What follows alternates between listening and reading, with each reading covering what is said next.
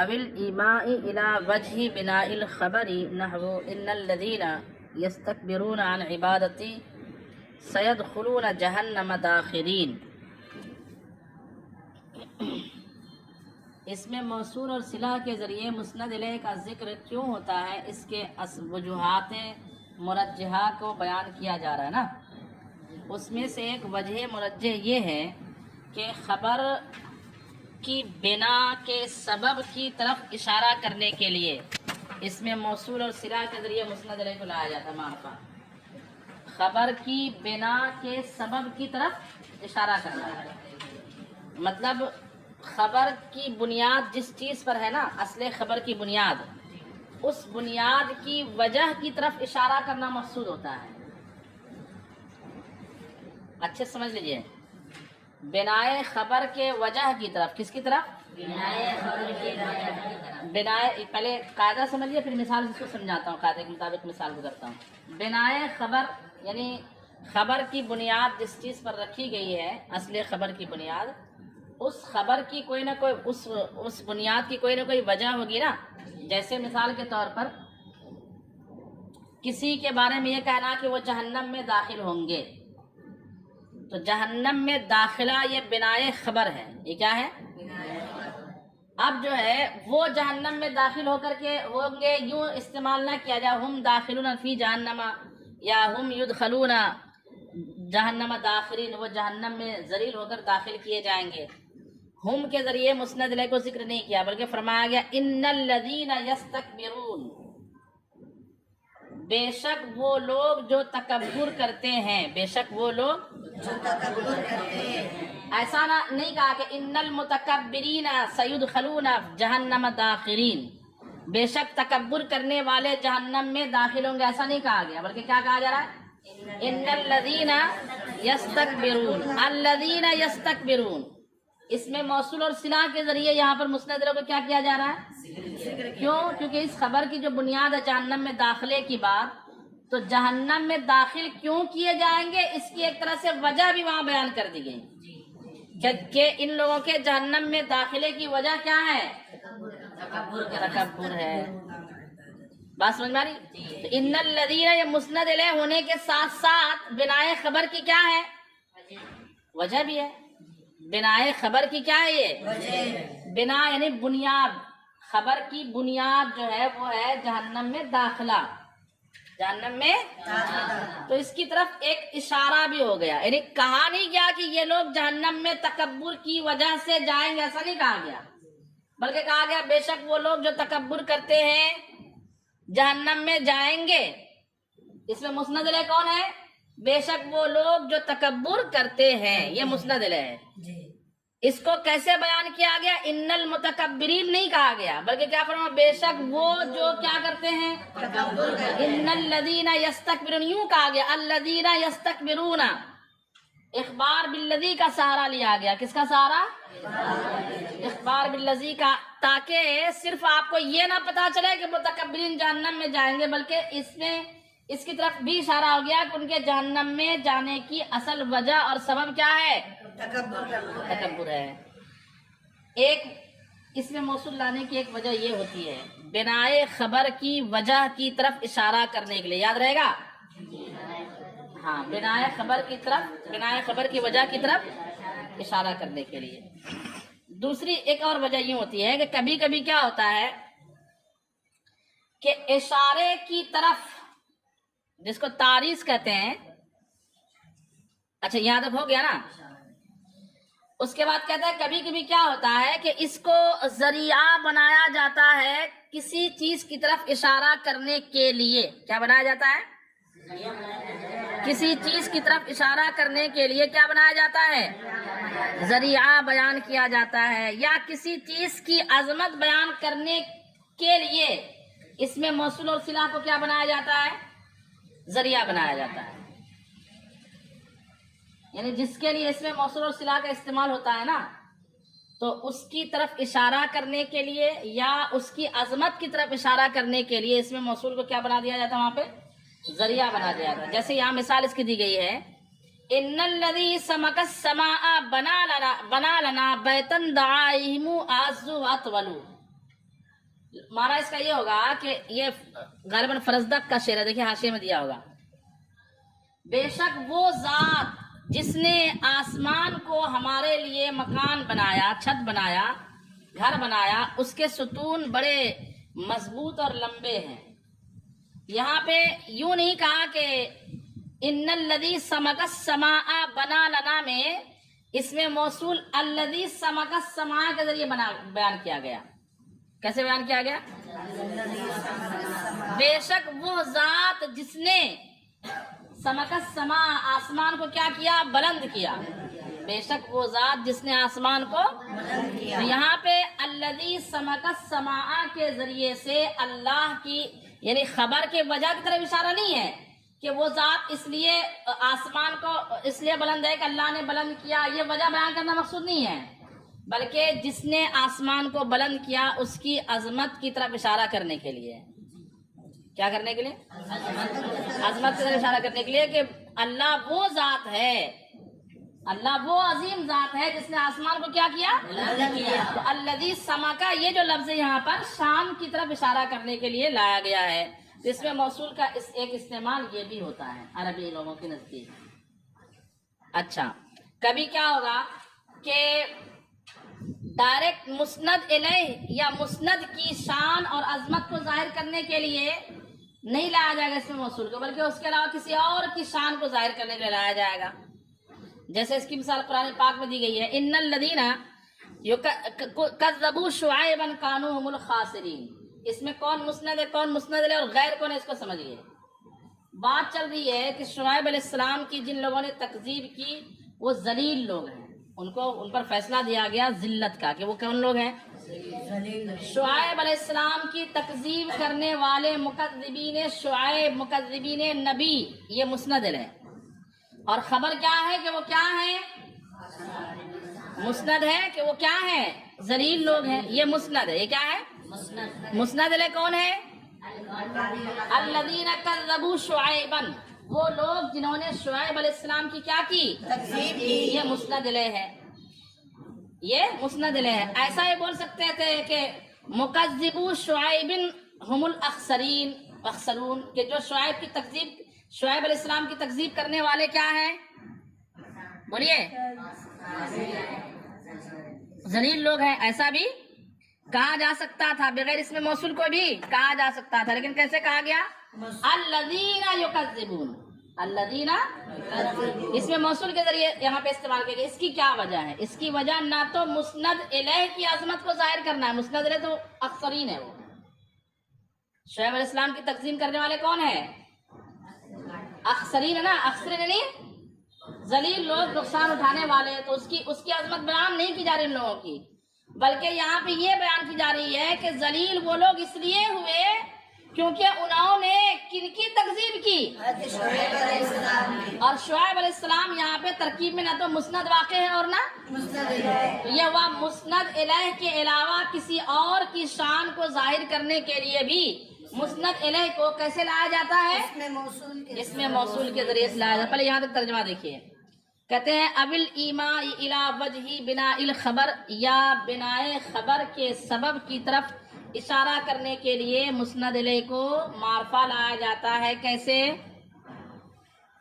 بولیے، کیسے لایا جاتا ہے معرفہ؟ اس میں موصول کے ذریعے سے لایا جاتا ہے. نحو ان الذین یستکبرون عن عبادتی سیدخلون جہنم داخرین. یہاں پہ جہنم کے داخلے کے وجہ کی طرف اشارہ کرنے کے لیے بیان کیا گیا کہ وہ جہنم میں کیوں داخل ہوں گے؟ تکبر کی وجہ سے. ثم انہ ربما جعل ذریعۃ الی التعریض بالتعظیم لشأنہ. کبھی کبھی ایسا بھی ہوتا ہے کہ مسند الیہ کی شان کی عظمت کی طرف اشارہ کرنے کے لیے اس میں موصول کو کیا بنا دیا جاتا ہے؟ ذریعہ بنایا جاتا ہے. اس میں موصول کو کیا بنایا جاتا ہے وہاں پہ؟ ذریعہ.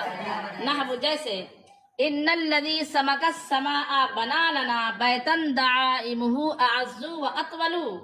بے شک وہ ذات جس نے آسمان کو بلند کیا، جس نے آسمان کو بلند کیا اسے ہمارے لیے گھر بنایا جس کے دعائم یعنی ستون کیا ہے؟ اعز مضبوط ہے، اطولو لمبے ہیں.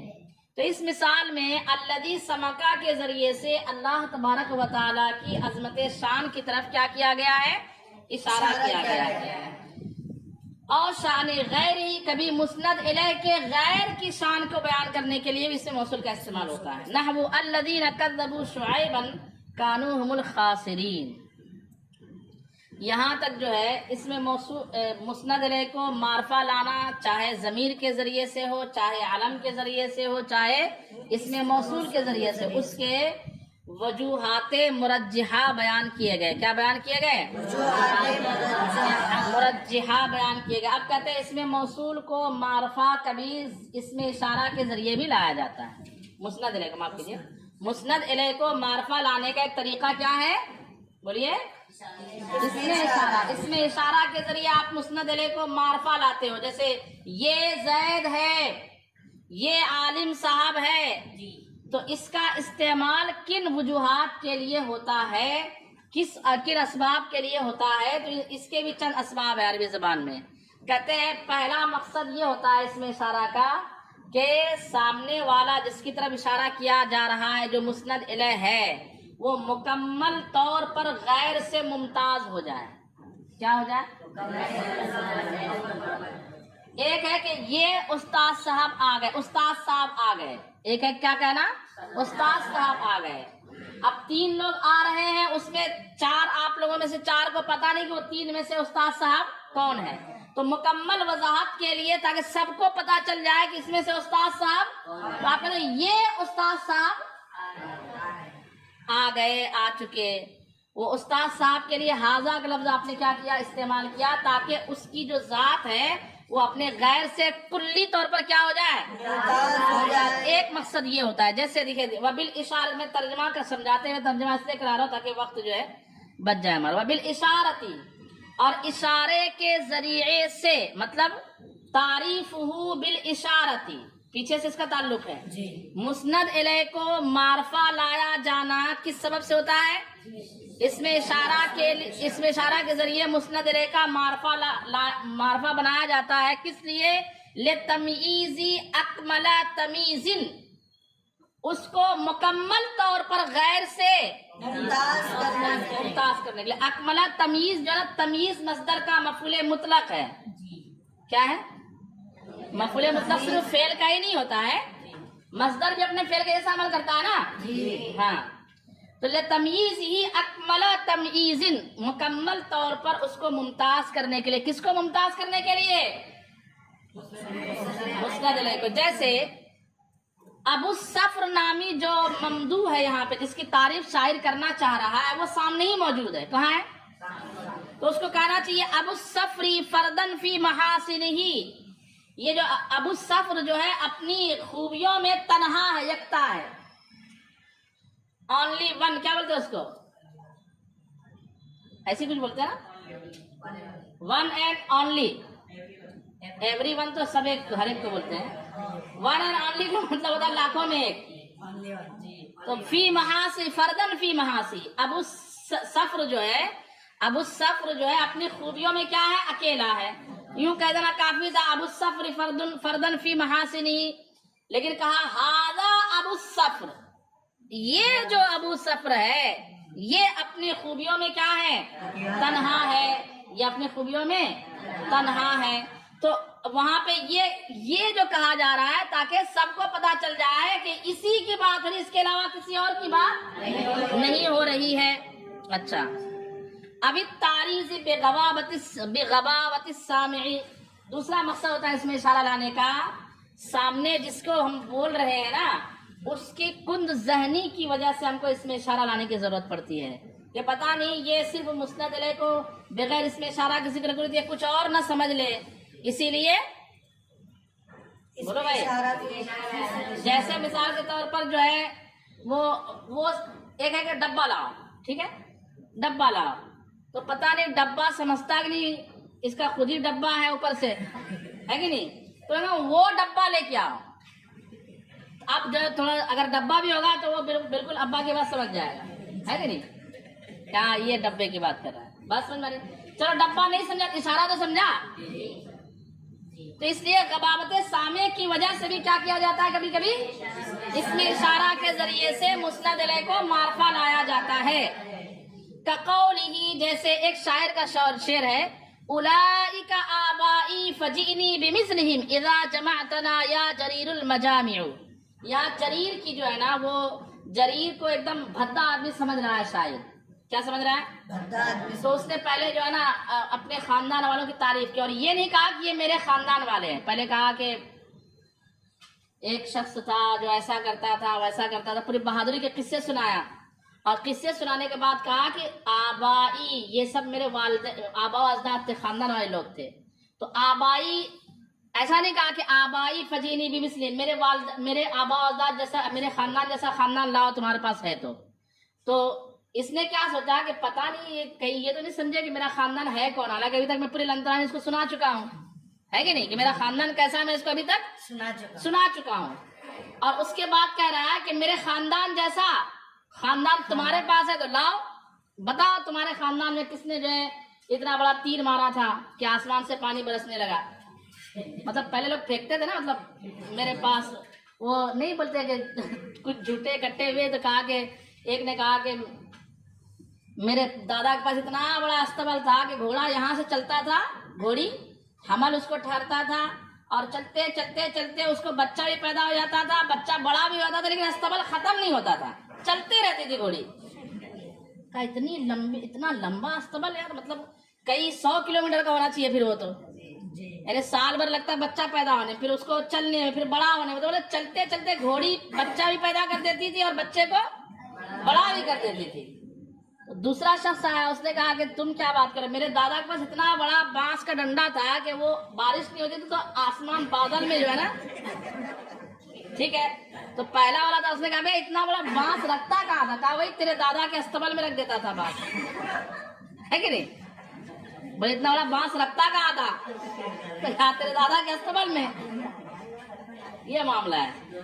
تو اس طرح اس نے اپنے خاندان والوں کی تعریف بیان کی، اور پھر کہا کہ میرے خاندان جیسا مثل ہو تو کوئی لاؤ.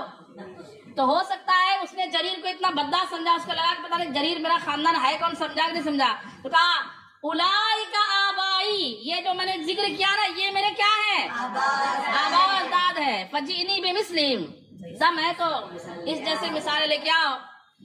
اذا جمعتنا یا جریر المجامع، اے جریر جب کوئی مجلس ہمیں اکٹھا کرے، یعنی کسی محفل میں ہمت ہے تو ہمارے خاندان جیسے بہادری کے قصے جو ہے اپنے خاندان والوں کسی کو سناؤ. ہمارے دادا وہ جو شیر کو جبڑے میں ہاتھ ڈال کر کے زبان کھینچ ڈالتے تھے، اس طرح قصے لوگ سناتے نا، ایسا سناتے ہیں. کیا بولے؟ جریر ہے، شیر میں ہے لفظ، دیکھیے نا. اس قاعدے کا نام کیا ہے؟ غبابت سامع کی طرف اشارہ کرنے کے لیے، کہ سامع یہاں پہ بدا ہے، اس کو سمجھ نہیں پڑ رہی ہے کہ کس خاندان کی بات ہو رہی ہے. تو کہا اولئک آبائی. تو یہاں پہ اولئک کا جو اشارہ ہے وہ اس لیے لایا ہے کہ تاکہ وہ کوئی اور خاندان کی بات، تمہارا خاندان ہے کہاں جو اس کے مثل لاؤ. کہا یہ جو میں نے پورے بہادری کے قصے سنائے نا یہی میرا کیا ہے، یعنی پہلے سے بات چیت ہو رہی ہے، اس کے اشعار میں پہلے سے بات چیت ہو رہی ہے. تو کہا اولئک آبائی فجئنی بمثلہم اذا جمعتنا یا جریر المجامع. کہتے او بیان حالہ فی القرب او البعد او التوسط. یا کیا ہوتا ہے اس میں اشارہ کے ذریعے سے مسند الیہ کی حالت قرب و بعد کے اعتبار سے بیان کرنا مقصود ہوتی ہے. را بولیں گے، ذالکا بولیں گے، اور ذاکا بولیں گے. را، ذاکا، ذالکا، سب سے زیادہ حروف کس میں اضافہ ہوا؟ اصل اس میں اشارہ ہے را. کیا ہے؟ اس کے شروع میں ہائے تم میں لگا دیجئے تو کیا بن جاتا ہے؟ اس کے شروع میں کاف خطاب کا لگا دیجئے تو اس کے آخر میں را کا، اور لام لگا دیجئے تو را لکھا. تو را کا را لکھا. تو کبھی کیا ہوتا ہے، ابھی تو آپ لوگ پڑھتے ہوں گے کہ ہاذا اس میں اشارہ قریب کے لیے، ذالک بعید کے لیے، ایسا کچھ ہے نہیں. وہ ایک سمجھانے کے لیے آپ کو لالی پاپ دیا جاتا ہے. اصل مسئلہ یہ ہے کہ را کو ہر جگہ آپ استعمال کریں، قریب بعید متوسط سب کے لیے. ہاں کبھی اس میں اشارہ کا مقصد یہ ہوتا ہے کہ 3 کتابیں رکھی ہوئی ہیں لائن سے، ایک یہاں پہ رکھی ہوئی 1 میٹر کی دوری پر، دوسری 2 میٹر کی دوری پر، تیسری 3 میٹر کی دوری پر، ٹھیک ہے. اب سب کی طرف آپ کو اشارہ کرنا ہے، جو زیادہ قریب ہے اس کے لیے کم حروف والا اس میں اشارہ لگیں گے را. ذا کتاب، خود ذا کتاب ہے نا، اس کتاب کو لو. تھوڑا دور ہے تو خود ذاک الکتاب، اس کتاب کو لو. خود ذالک الکتاب، تو اردو میں تو یہ اور وہ کے ذریعے فرق سمجھ میں آتا ہے. عربی میں یہ وہ نہیں ہے نا، زا سب میں، ایک میں زا ہے، ایک میں زا کا، ایک میں ذالکا. تو زا ہے تو زیادہ قریب، زا کا ہے تو تھوڑا اس سے دور، اور ذالکا ہے تو اس اشارے، اس طرح اشارہ کرنے کے لیے بھی اسماء اشارہ کو بطور مسند لایا جاتا ہے. کہتے ہیں کہ او بیان حالی فی القرب او البعد او التوسط کا قولکا، جیسے تم کہتے ہو ھذا او ذالکا او ذاکا زید، ھذا زید، ذاکا زید، ذالکا زید، او ذاکا زید، ھذا او ذالکا او ذاکا زید، یا کہنا صرف ھذا او ذاکا زید. یہ مقصد ہوتا ہے. قریب کے لیے ذا، متوسط کے لیے ذاکا، اور بعید کے لیے ذالکا. اور یہ ہمیشہ نہیں، یعنی میں نے کہا نا کہ وہ ایک لالی پاپ آپ کو ہمیشہ اسی معنی میں استعمال نہیں ہوتا، مطلب مطلقاً قریب اشارہ کرنے کے لیے ہے. آپ اس کو اس طرح بھی استعمال کر سکتے ہو.